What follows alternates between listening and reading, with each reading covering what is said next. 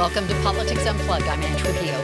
The legislature is winding down, but lawmakers are in high gear moving bills. One that's already passed the House and is now working its way through the Senate would change the offenses many people are charged with in drug cases, from heroin to cocaine to meth, everything in between.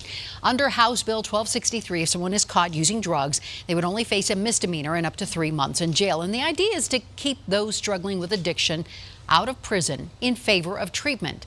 Now, supporters say it's an effective way to stop arresting away the growing drug problem and save taxpayer money. However, critics argue it comes with a whole host of other problems. To find work, it's harder to find a place to live.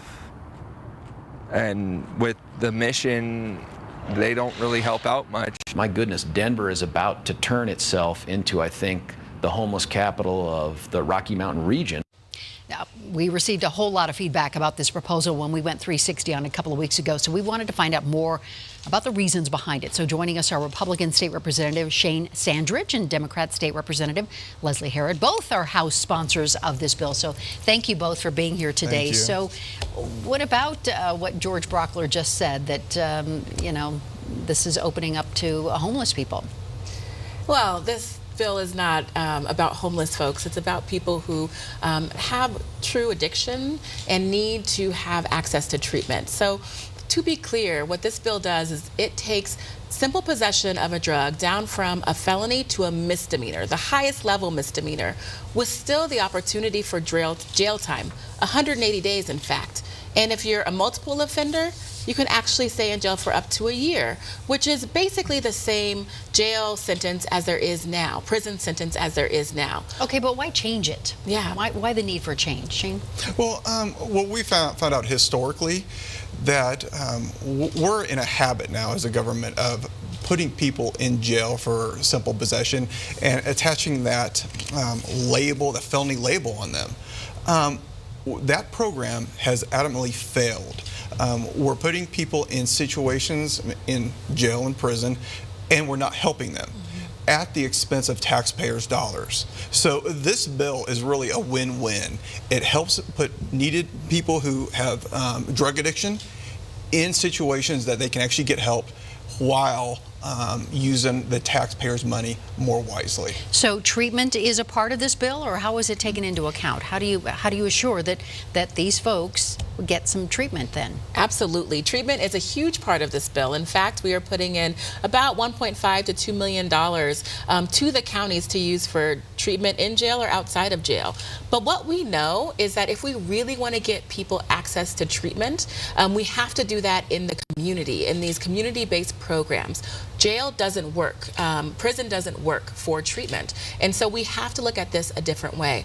But I want to be clear that we're not talking about dealers. We're not talking about assaults or any type of other aggravator offense. It's only simple possession. And so we're talking about 100 Coloradans a year, 200 Coloradans a year. Huge impact on our Department of Corrections beds, but more of an impact in our communities. And we have to get people the access to treatment. That's what this bill does. Yet prosecutors, police departments are not in favor of this. What do you say to them? Well, I'll say this.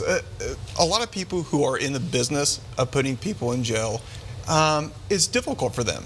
This really is not a new way of thinking. Other states have done this, and they had great results. Saved a lot of money, helped the people in need while lowering crime. So it does. It takes some changing of thinking.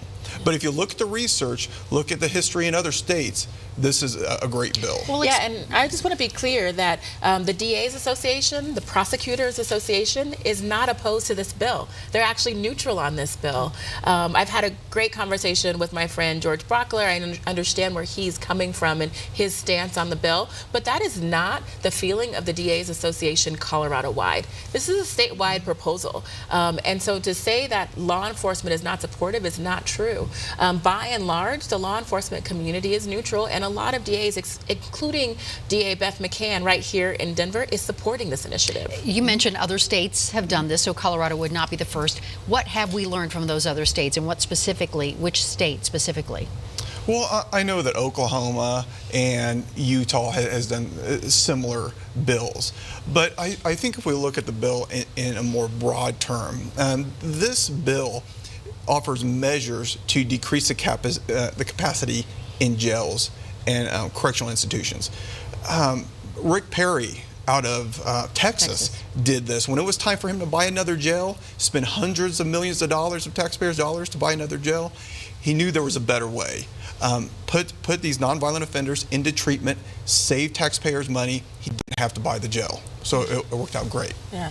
The other thing we want to add is that the collateral consequences on having a felony on your record lasts way longer than your sentence and lasts way longer even than your addiction may. And so what we're trying to do is get people access to that treatment, but what we're also trying to do is ensure that when they are ready to be clean and sober and get back into society and deal with their family, right, and be with their family, that they can get jobs, that they can get housing, right? That they can get more access to treatment and education. But when you have a felony offense on your record, the collateral consequences of that are so damaging and so damning that it could actually push you further into addiction. So how would this, if this is passed, how would it affect people who are incarcerated right now? You go ahead with that one. Go ahead. So I would say that for people who are incarcerated right now in the Department of Corrections, they are staying for about an average of 4.8 months in DOC. So these are not long sentences, and it's not even long enough to get access to treatment while they're in the Department of Corrections. So they just come back out and be on the same corner. What we're looking at is for all future offenses that they actually have access to those resources, that they don't automatically get that felony offense for new possession charges, and that we look at this system differently. So this is a prospective bill. So with 30 seconds left, what's the status of this bill and what do you expect for it? Well, it's in the Finance Committee on the Senate side today, and we're hearing great things. So Republicans and Democrats are really coming behind this bill. It is a liberty bill. We're dealing with people's personal liberties. We're dealing with punishment needs to fit the crime. It's not happening right now. We need to change it, and we're getting behind this bill. All right. Shane Sandridge, Leslie Herod, thank you both for being here to help explain this to us. Appreciate it. Thank you. We will take a closer look at the last week of the legislative session a little bit later. When we come back, we're sitting down with Congressman Jason Crow.